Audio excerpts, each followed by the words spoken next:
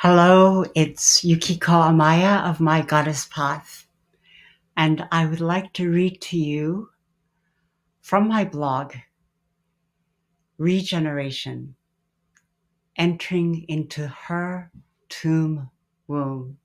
I hope you enjoy it. This autumn, I am particularly aware of the trees and how they are dropping their leaves. It's been an odd year with climate change really affecting us here in the northern Atlantic coast region of the United States.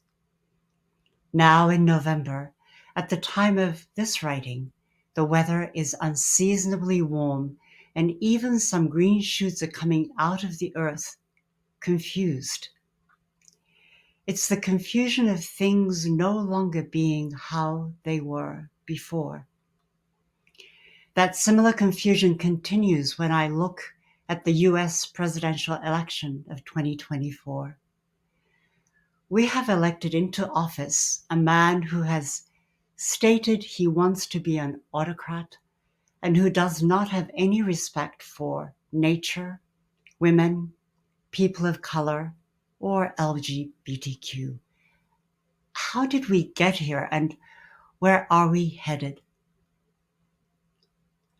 I feel the call of the wild goddess to dig down deep into her wisdom.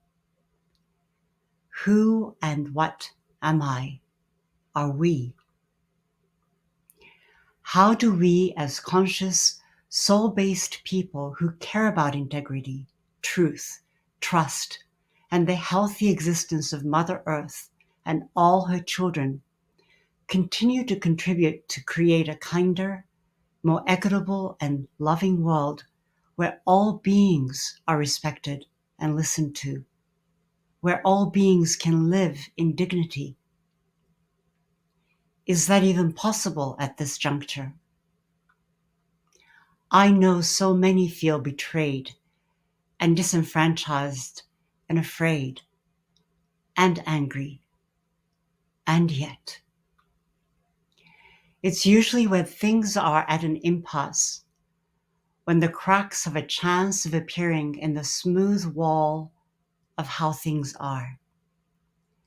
Cracks that can become portals to a completely different and innovative way of being and seeing and receiving. The beginnings of an alchemical pathway of transformation. Every morning when I walk my dog Alwyn, we sit and meditate with the great oak mother of the forest around here. I have encountered fox, squirrel, deer, and bear in this forest. Many birds take shelter in her trees: woodpecker, crow, hawk, owl, eagle, vulture, mourning dove, chickadee, robin, amongst many others. I sit nestled into her enormous roots and receive her guidance and wisdom. She has shown me now and then what it's like to be the forest and the trees. It's an amazing sensation of belonging, the likes of which I have rarely, if ever, felt amongst humans. Things are moving and shifting always, she whispers. I become aware of the huge expanse of sky and the movement of air as birds ride the currents high and the leaves fall dancing through the air. Find the connection. I see other trees and know that they are not other trees.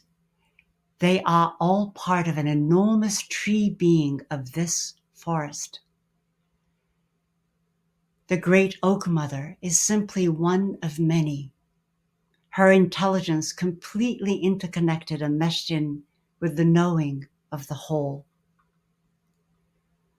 There are times I simply sit and wait, That's when I noticed how busy even my quiet mind can be. I slowly let go without forcing, without hurry, and little by little sink into her embrace.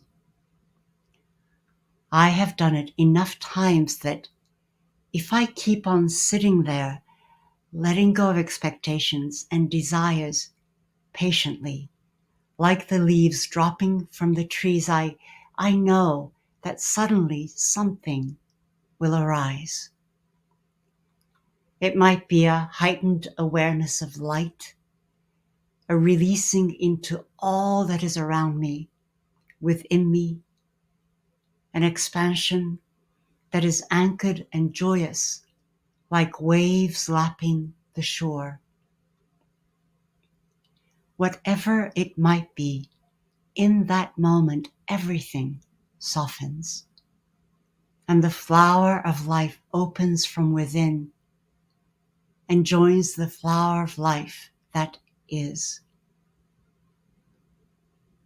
I'm no longer breathing for myself. I am breath. I am being breathed.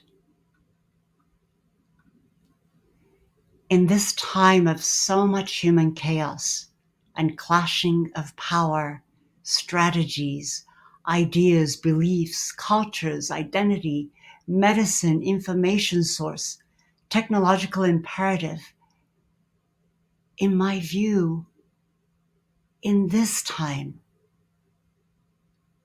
we must root down. We are becoming increasingly rootless as we increasingly are mesmerized by so much information and entertainment flying through the ether. Can you hear her call?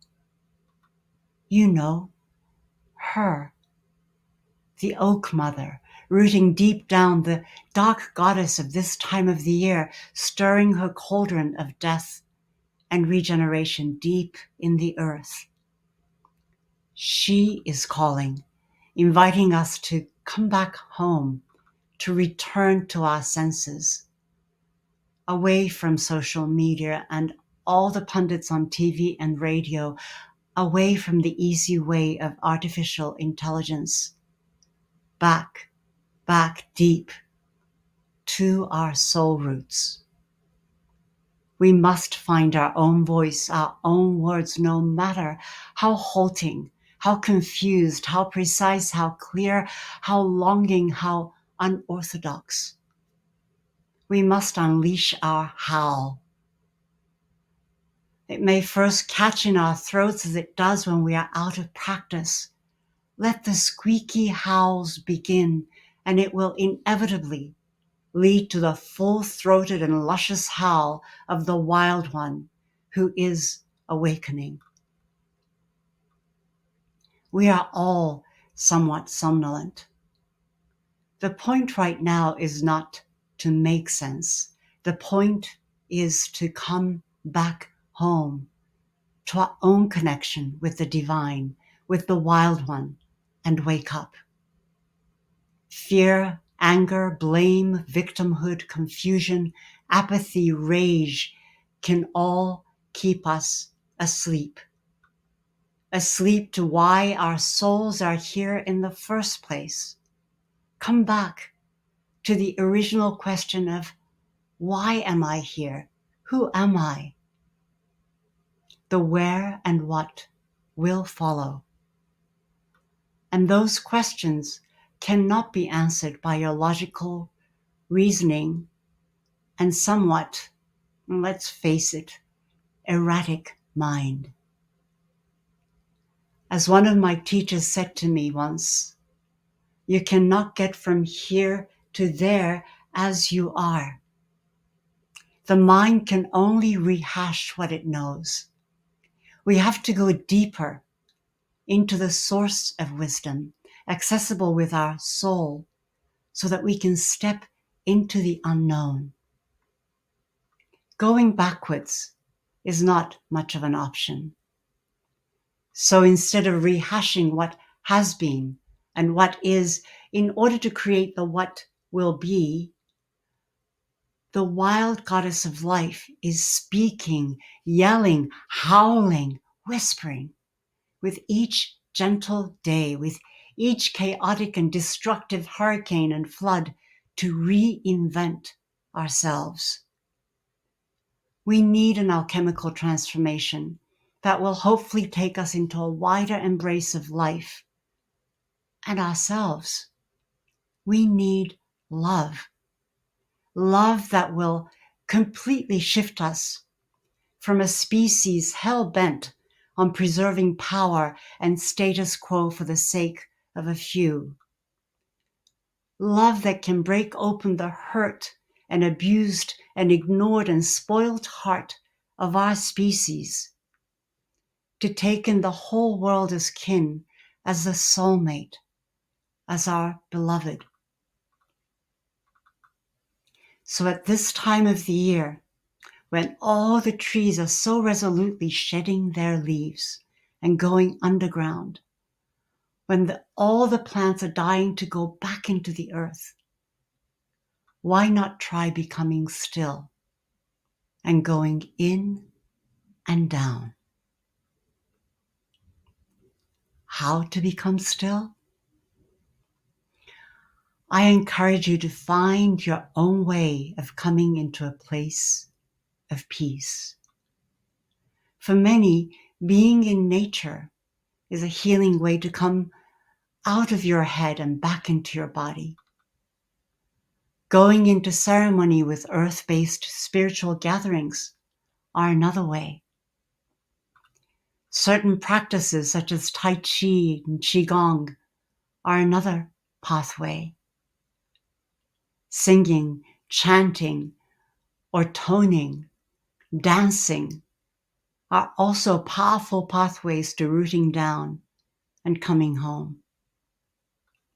You can also try to stay physically still with your gaze settled on a point and focus your attention on what you are hearing in your environment, as well as the sensation of your skin. Anytime thinking comes in and you become aware of how you are simply tracking your thoughts, just say thinking to yourself and come back. Come back to being still and paying attention to sound and touch. There are also some guided practices that might help you. You'll find the links to them at the end of this blog.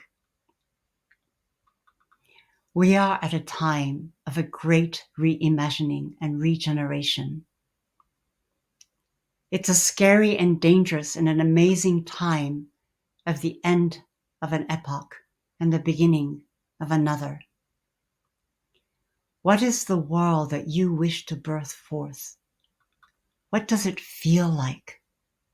When one thing is ending, there is a period of great chaos, as so many strands of potentiality crash and meet and weave and fray, until the potent creation of our yearnings and imagination come together to call it into this material world from the field of all potentiality. We are all a part of this calling in. What you feel and connect with and birth forth matters. We are each responsible for what we cast away into the dark goddess's cauldron and what we call forth, alone, together. So please, please connect with your soul truth. Trust you are divinely held in that depth of connection, even if your personality and logical mind does not understand. This is the moment, and you are the one you have been waiting for. Because of what is happening in the outer world, it is even more critical and powerful and important that each one of us find our truth in the depth of connection with Source, in rooting down and doing our work. and shining that particular part of truth, of love, of life into the reimagining and regeneration of this life here on planet Earth in the way you feel called. Thank you for listening. Great blessings to you. Thank you.